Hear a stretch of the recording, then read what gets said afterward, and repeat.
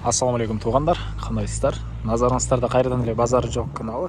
Бүгін 26 сентябрь 2022 жыл. Мен Бишкек шаарынын батыш тарабы Тынчтык конушунда жүрөм туғандар. Новопавловка Тынчтык. Ушул жерден бир сатылуучу үй бар экен. Ошол жөнүндө сиздерге маалымат берейин дегем. Азыр мен турган жер Тынчтык көчөсүнүн жээки туғандар. Элдик магазин жанында турам. Сиздер ушул жерден бир аз эле чыгышты карай басып, ал жактагы биринчи көчө мен бир аз ылдый карай түндүктү карай бассаңыздар туғандар, сатылуучу үйүбүз ушул жерден 150 метрдей аралыкта жайгашкан. Ал жакка чейин 290 жана 9 автобус менен сиздер Бишкек шаарынын Ош базар тараптан түз бара аласыздар. Мына ушундай. Анда эмесе мен сатылуучу үйгө карай жол алдым. Сиздер лайктан басып өз оюңуздарды комментарийге жазып туруңуздар туғандар. Мынакей туғандар, келүү жолун түшүндүргөнчө бүгүнкү чыгышта сатылуучу үйгө да жетип келип калдым. Бул мынакей үйүбүздүн көчө тарабы. Мондай кесилиште жолдун жээгинде жайгашкан. Кандайдыр бир бизнес кылсаңыздар деле өтө эле ыңгайлуу. Көрүп турасыздар, бул убакытка чейин бул жерде салон красоты, сулуулук салону иштетилген экен туғандар. Жана магазин катары иштесеңиздер бул кудай көрүнөт. Жана айткандай эле, бул жака чейин 9 автобус жана 290 маршрутка ушул жол менен ылдый карай барат. Бир 200 метрден кийин конечный жайгашкан туғандар. Көрүп турганыңыздардай көчө тараптан пескоблок менен забор кылынган. Түштүк чек арасы бул көчөдөн башталат. Түндүк чек арасы ал кошунанын заборуна чейин. Жалпысынан жердин аянты 8 соток туғандар. Жалпысынан жердин аянты 8 соток. Анан түзүнүн мындай деле узундугу жакшы эле узун. Каласаңыздар эки бөлүп деле, эки агайын алып койсоңуздар деле болгодай көрүнөт. Азыр видеонун жүрүшүндө көргөзөм. Негизи боюнча үй ээси өзү 4 сотугуна квартиранттар үчүн үй салып, анан бул жагына өзү под бизнес жол боюнда бизнес кылайын деген ойлору болгон экен, бирок кээ бир себептерден улам азыр сатып аткан учуру туғандар. Мектептер боюнча айтсак, Тынчтык конушунда мектеп бар, анча деле алыс эмес жерде жайгашкан. Садиктер, частный садиктер бар. Андан ары бул жактан мынакей чоң барып атат. Азыр видеонун жүрүшүндө ал жактагы салон, сулуу салону катары иштетилген помещение аркылуу сиздерге чыгып бул жагын деле көргөзөм. Анан бул мынакей үйүбүздүн түштүк тарабы. Ал жагы туғандар мынакей бул жактагы кызыл воротанын бүтөр жерине чейин болуп калат. Мынакей кызыл воротан, ал жакта да өзүнчө ворота орнотулган. Квартиранттар үчүн үй салганыбызда ал жактан квартиранттар өзү кирип чыгуусу үчүн деп бул жактан дагы өзүнчө ворота орнотулупту туғандар. Мына ушундай. Жалпысынан жердин аянты 8 соток. Эми коросуна кирип калган маалыматты берейин. Суу, свет бар экен туғандар. Көчөлөргө көрүп турганыңыздардай прожекторлор орнотулуп тур, кечинде жарык. Анан мынакей бул короосу.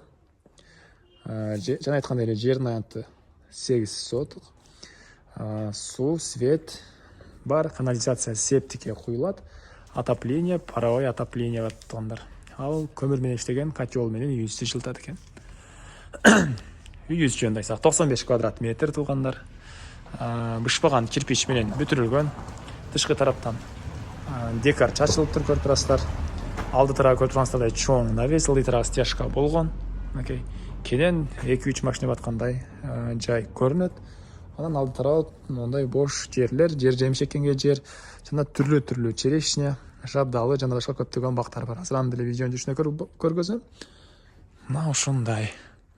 Биринчи эле бул жактан көргөзүп баштайын. Бул жактагы бул бөлмөбүз. Жанагы айткан сулуулук салону иштетилген бөлмө. Буга чейин азыркы учурда мондай склад катары колдонулат экен. Бул жактан каласаңыздар магазин катары иштесеңиздер болгодай көрүнөт туғандар. Пол кафель, дуалдар шпаклевка жана батыш тараптан терезелер орнотулуп, анан бул жактан көчөгө чыкканга клиенттердин кирүүсү үчүн өзүнчө эшик орнотулуп тур. Мынакей жана көчө тараптан деле мондай темирден болгон чоң ворота бар. Мына ушундай. Көчө менен көчө тараптагы забор менен үйдүн аралыгында бир 3 метрден көбүрөөк мондай аралык бар экен. Ал жагында деле арча дарагы жана башка дарактар бар туғандар. Бул үйүбүздүн батыш тарабы. Андан ары бул жакта бир склад. Алма ушундай овощ сактаган склад бар экен. Овощ, фрукт сактаган туғандар. Андан ары эми ал жактагы жилой бөлмөлөрдү көргөзөйүн туғандар. Окей. Бул жакта үйүбүздүн негизи кирүүчү эшиги бул жакта жайгашкан, көрүп турганыңыздардай. Темирден болгон эшик туғандар.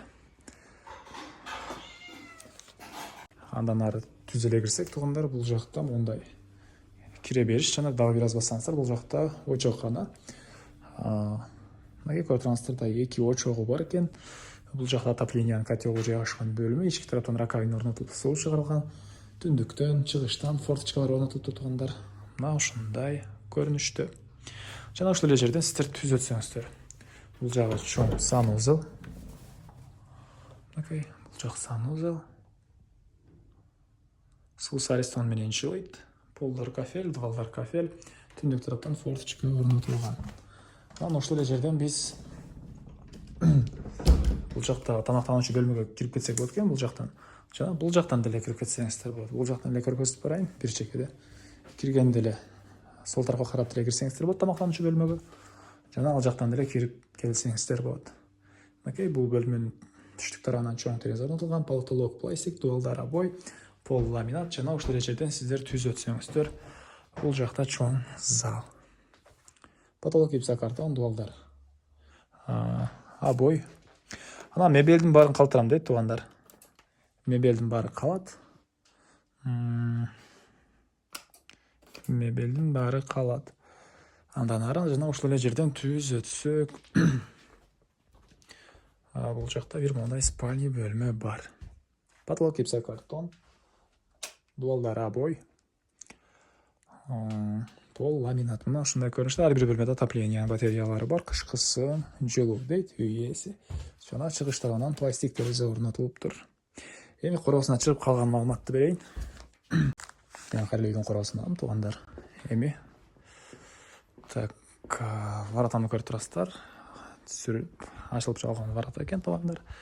Андан ары үйүбүздүн чыгыш тарабында, чыгыш бурчунда, үйдүн тышкарында жаткан жайгашкан. Ал жака чейин тротуар коюлуптур. Көрүп тургансыздар, бул жакта түрлүү бактар жана айткандай эле жер жемиш эккен жерлер. Жалпысынан жердин анты 8 соток. Үй ээси негизи жана айткандай эле могу жердин ортосунан бөлүп, бул жака квартиранттар үчүн үйлөрдү салып, өзүнчө воротаны чыгарып киргизген, ворота орнотуп, ушундай бир ишкердик, бизнес дейбизби, эмне дейбиз, кылмакчы болгон экен.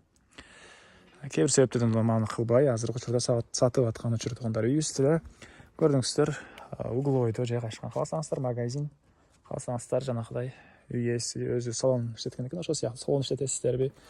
Келип байкап көрүңүздөр. Үйдүн тышкарында ажаткана. Бул жакта мынакей черешня жана башка бактар. Бул үйүбүздүн чыгыш чек-арасы. Бул өзүнчө жанагы орнотулган ворота туугандар. Мына ушундай көрүнүштө. Огурцы, малина жана башка бакта жер жемиштер. Бул үйүбүздүн чыгыш тараптан көрүнүшү туугандар. Эмне маалымат калды? Айтылбаган бир эле баасы калды окшойт. Бул үйүбүздүн баасыны $97 000 деп атышат. Сүйлөшүү болот.